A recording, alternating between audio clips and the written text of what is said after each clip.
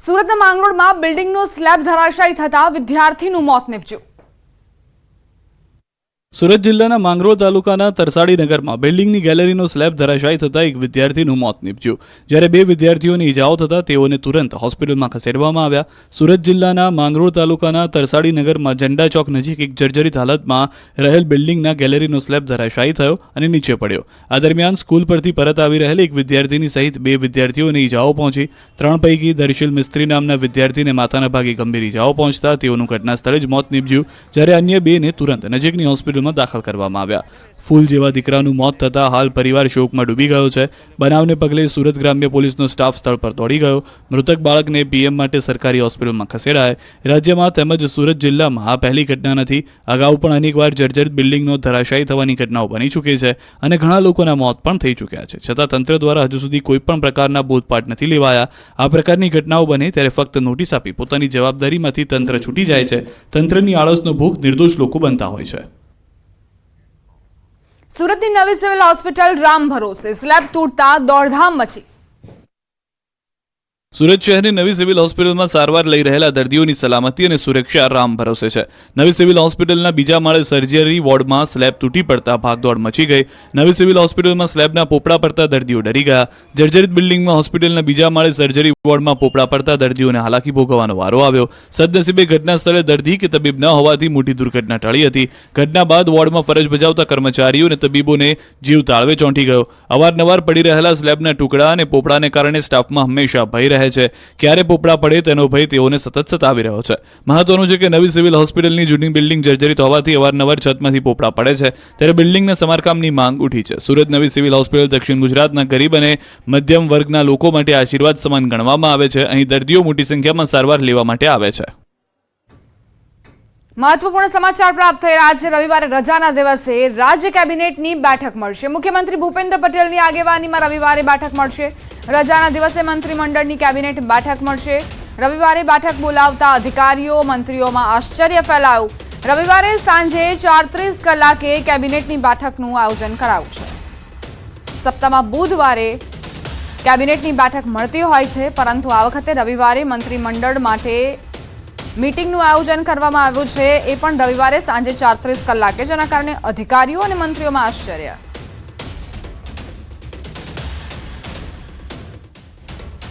રાજકોટ મનપાના વિપક્ષ નેતાના ભાજપ પર ગંભીર આરોપ। વિપક્ષ નેતા વશરામ સાગઠિયાના આરોપ। જયકિશન સ્કૂલના ગેરકાયદે બાંધકામ મુદ્દે આરોપ મૂક્યા। સૂચિત સોસાયટીમાં સ્કૂલ બનેલી છે, એટલે બીયુ પરમિશન કે ફાયર એનઓસી મળે જ નહીં। 600 વિદ્યાર્થીઓ આ સ્કૂલમાં અભ્યાસ કરે છે। આ સાથે તેમણે કહ્યું, પૂર્વ ટીપીઓ દ્વારા નોટિસ આપી પણ ભાજપના નેતાની હોવાથી કોઈ કાર્યવાહી ન થઈ હોવાનો આરોપ લગાવ્યો।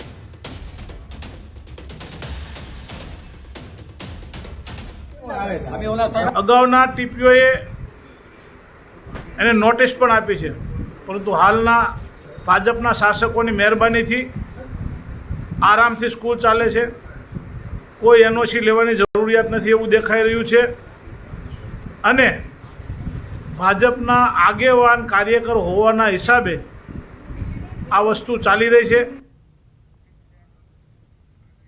ગુજરાત યુનિવર્સિટીમાં એક્ઝિક્યુટિવ કાઉન્સિલ સભ્યની નિમણૂક મામલે રાજકારણ ગરમાયું છે। જીસીસીઆઈ મેમ્બરને કાઉન્સિલમાં નિમણૂક મામલે કુલપતિએ સ્પષ્ટતા કરતા કહ્યું, કુલપતિ ઉદ્યોગ વેપાર ક્ષેત્ર સાથે સંકળાયેલી વ્યક્તિની નિમણૂક કરી શકે છે। તો બીજી તરફ કોંગ્રેસ પ્રવક્તા મનીષ દોશી ભાજપ પર ગંભીર આરોપ લગાવતા કહી રહ્યા છે કે તે યુનિવર્સિટીનું ભાજપીકરણ કરવામાં આવી રહ્યું છે। આ સાથે તેમણે આ નિમણૂક ગેરકાયદે ગણાવી અને કહ્યું કે તાત્કાલિક પગલાં ભરાવા જોઈએ। કાયદાનું ઉલ્લંઘન થાય તેવું કુલપતિશ્રીએ બારોબાર ગુજરાત ચેમ્બર ઓફ કોમર્સના પ્રતિનિધિથી જે નામ ચેમ્બર ઓફ કોમર્સે નથી મોકલ્યું, એવું ખુદ એમના પત્રથી ચેમ્બર ઓફ કોમર્સે પત્ર જે બહાર આવ્યો છે એમાં કીધું છે કે અમે આવું કોઈ નામ અમારી આગળથી માગવામાં પણ નથી આવ્યું અને અમે આવું નામ કોઈ મોકલ્યું પણ નથી। તો કોઈ સંસ્થાનું બારોબાર આવી રીતે નોમિની કરી દેવાની સત્તા, અબાધિત સત્તા આવી કોઈ કુલપતિશ્રી છે નહીં। એક્ટ મુજબની જે જોગવાઈ છે એમાં જીસીસીઆઈ પાસેથી કોઈ પણ નોમિનેશન માંગવાની જોગવાઈ નથી અને કુલપતિ પોતે Gujarat chamber of commerce and ઇન્ડસ્ટ્રીમાં જે સભ્યાંકિત હોય એવા એક મેમ્બર જેનો ફિલ્ડ બિઝનેસ એન્ડ ઇન્ડસ્ટ્રી હોય એને નામાંકિત કરી શકે છે। રાજકોટ જેલમાં બંધ ગણેશ જાડેજાનો છુટકારો થયો. જૂનાગઢ જેલમાં બંધ ગણેશ જાડેજા ગોંડલ પહોંચતા સ્વાગત કરાયું. ઢોલ વગાડી ફટાકડા ફોડી સ્વાગત કરાયું. મોટી સંખ્યામાં ગોંડલ શહેર તેમજ તાલુકાના લોકો મોટી સંખ્યામાં ઉમટ્યા. છેલ્લા કેટલાય સમયથી અપહરણ, હત્યાના પ્રયાસ અને એટ્રોસિટી કેસમાં ગણેશ જાડેજા જેલમાં બંધ હતો.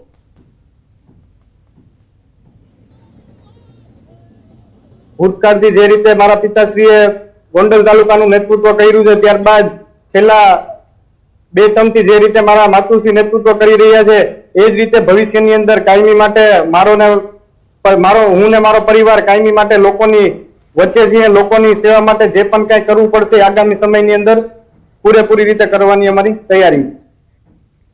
નવરાત્રી સમયે અમદાવાદમાં રાત્રે પોલીસની ડ્રગ સ્પેશિયલ ડ્રાઈવ યોજાઈ. ખાસ કરીને સિંધુ ભવન રોડ અને પકવાન ક્રોસ રોડ પાસે ડ્રગ્સ એનાલાઇઝર કિટથી તપાસનું વિશેષ અભિયાન યોજાયું.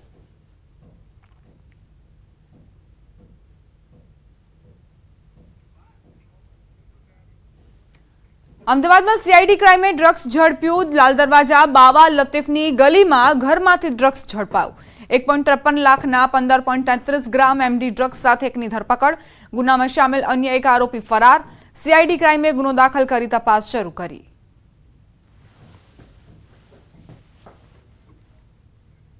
નવરાત્રીના તહેવારને લઈને સુરત શહેર પોલીસ દ્વારા સુરક્ષા વ્યવસ્થા વધુ મજબૂત કરાઈ છે. ત્યારે અલગ અલગ ડ્રાઈવ યોજીને ચેકિંગની કામગીરી હાથ ધરાઈ, જેમાં ખટોદરા પોલીસે 3.11 ગ્રામ એમડી ડ્રગ્સના મુદ્દામાલ સાથે 2 ઈસમોને ઝડપી પાડ્યા. ખટોદરા પોલીસ સ્ટેશનના સ્ટાફને બાતમી મળી હતી કે એક ઈસમ ઉધના મગદલ્લા રોડ નવજીવન સર્કલ પાસે કાળા કલરની કારમાં એમડી ડ્રગ્સ સાથે ફરી રહ્યો છે. જેના આધારે પોલીસે કારને રોકી તપાસ કરતા જેમાંથી 3.11 ગ્રામ ડ્રગ્સ, રોકડા 2,16,000 તેમજ એક વજન કાંટો સહિત 15 લાખથી વધુનો મુદ્દામાલ જપ્ત કર્યો. પોલીસે કાર ચાલક વિશાલ શાહ નામના ઈસમની ધરપકડ કરી છે. તપાસમાં આરોપી મુંબઈના નાઇજેરિયન વ્યક્તિ પાસેથી ડ્રગ્સ લાવતો હોવાનું સામે આવ્યું. हाल पुलिस आरोपी रिमांड मेळवी વધુ तपास हाथ धरी. मगदल्ला रोड पे नवजीवन सर्कल के पास में गाड़ी को ट्रैक किया गया और जब गाड़ी की तलाशी ली गई तो उसमें 3.11 ग्राम एमडी ड्रग्स मिला, जिसकी कीमत 31,100 रुपये जितनी है. इसके अलावा उसमें 2,16,000 रुपये रोकड़ और एक इलेक्ट्रॉनिक छोटा कांटा जो सोने की दुकान वाले हैं वो सोना चांदी का वजन करने के लिए काम में लेते हैं, वैसा एक छोटा वाला इलेक्ट्रॉनिक कांटा मिला. तो बाद में जो व्यक्ति अंदर था गाड़ी में वो विशाल प्रकाश चंद्र शाह है. ये रांदेर का रहने वाला है और वहाँ पे एचपी गैस की एजेंसी चलाता है. समाचार नवसारीથી પ્રાપ્ત થઈ રહ્યા છે. ગાંજાની ખેતી કરતા શખ્સની ધરપકડ કરાઈ છે. ખેરગામના ઢોલંબર ગામે છોડ ઉગાડ્યા હતા. ઘરની પાછળ 15 જેટલા છોડ ઉગાડ્યા હતા. એસઓજીએ 54,000નો મુદ્દામાલ કબજે કર્યો. એસઓજીએ તપાસ કરતા કારસ્તાન ખુલ્યું. એનડીપીએસના ગુનામાં પોલીસે એક આરોપીની ધરપકડ કરી છે. એક મહિનામાં બીજી વખત ગાંજાની ખેતી કરતા ઈસમની પોલીસે ધરપકડ કરી છે.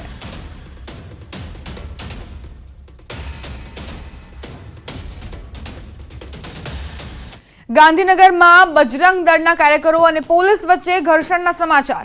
ઘર્ષણ કયા કારણોસર થયું તે અંગે કોઈ ખુલાસો નથી, પરંતુ બંને પક્ષો વચ્ચે બોલાચાલી થયા બાદ ઘર્ષણના દ્રશ્યો જોવા મળ્યા હતા, જેનો વિડીયો પણ સામે આવ્યો છે. બજરંગ દળના કાર્યકરો અને પોલીસ વચ્ચે ઝપાઝપી થઈ, ઘર્ષણ સર્જાયું, તેની તસવીરો.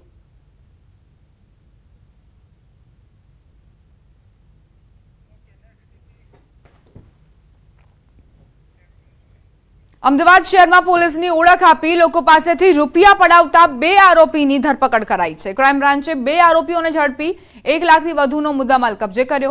બીજી તરફ આરોપી અગાઉ 13 જેટલા ગુનામાં સંડોવાયેલ હોવાનું સામે આવ્યું. આ બંને ભેજાબાજો પોલીસની ઓળખ આપી અમદાવાદના એક યુવકને ડરાવી રૂપિયા પડાવતા 2 આરોપી ઇમરાન પઠાણ અને ભરત કોષ્ટીની ક્રાઇમ બ્રાન્ચે ધરપકડ કરી.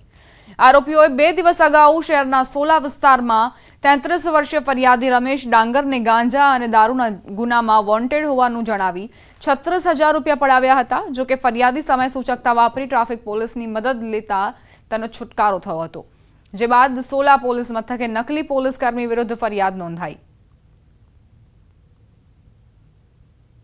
રિંગ રોડ પર આ લોકોએ આજે ફરિયાદીશ્રીને રોકી અને ભાઈ તું અગાઉ દારૂ અને ગાંજાના કેસમાં ભાગતો ફરે છે તો અમે પોલીસ છીએ અને તારી પાસેથી તને ધરપકડ કરવાની છે.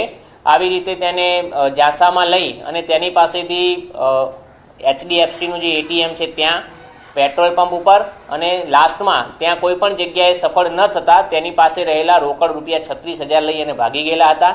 આ બંને આરોપીઓની ક્રાઇમ બ્રાન્ચ દ્વારા ધરપકડ કરવામાં આવી છે. સુરતમાં શેર માર્કેટમાં રોકાણના નામે 1.71 કરોડની છેતરપિંડી કેસમાં મુખ્ય આરોપીની ધરપકડ કરાઈ. મહેસાણા સાયબર ક્રાઇમ પોલીસ મથકમાં ગુનો નોંધાયો હતો. આરોપીએ ભારત, મલેશિયા, હોંગકોંગ અને યુએસએના શેર માર્કેટમાં રોકાણ કરવા માટે ટેલિગ્રામ એપ મારફતે લિઝાર્ડ કંપનીના બ્રોકર તરીકેની ઓળખ આપી છેતરપિંડી આચરી. સમગ્ર મામલે અગાઉ ઝડપાયેલા આરોપીઓની પૂછપરછમાં મુખ્ય આરોપી ઉમેશ વઘાસિયાનું નામ ખુલ્યું. આરોપી કેટલાક સમયથી ફરાર હતો, ત્યારે સુરત ક્રાઇમ બ્રાન્ચે હાલ આરોપીને ઝડપી આગળની કાર્યવાહી હાથ ધરી છે.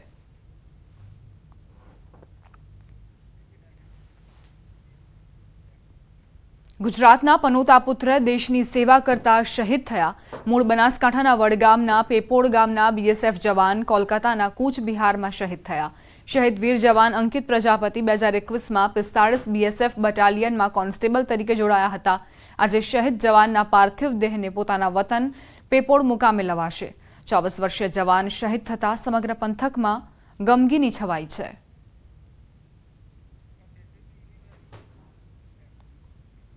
સમાચારોમાં આગળ વધીએ. ક્લાઇમેટ ચેન્જની સાથે સાથે હવે ટેકનોલોજીના સમયમાં ઈ વેસ્ટ પણ ચિંતાનો વિષય બન્યો છે, જેને લઈ AICTE ઈ વેસ્ટની સમસ્યાના પડકાર સામે વિદ્યાર્થીઓને પ્રોત્સાહન આપવા મહત્વનો નિર્ણય લીધો. ઈ વેસ્ટ કલેક્શનની એક્ટિવિટીને અધિકૃતતા આપી ઇન્ટર્નશીપનો ભાગ ગણવાનો નિર્ણય લેવાયો. આ એક્ટિવિટીને ગતિ આપવા માટે અમદાવાદની સિલ્વર ઓક યુનિવર્સિટીમાં ખાસ ડ્રાઇવનું આયોજન કરાયું. AICTE ખાનગી મોબાઈલ કંપની સાથે મળીને ઈ વેસ્ટ કલેક્શન કેમ્પેઇન શરૂ કર્યું, જે અંદાજે 200 જેટલી યુનિવર્સિટી અને કોલેજો જોડાયેલી છે.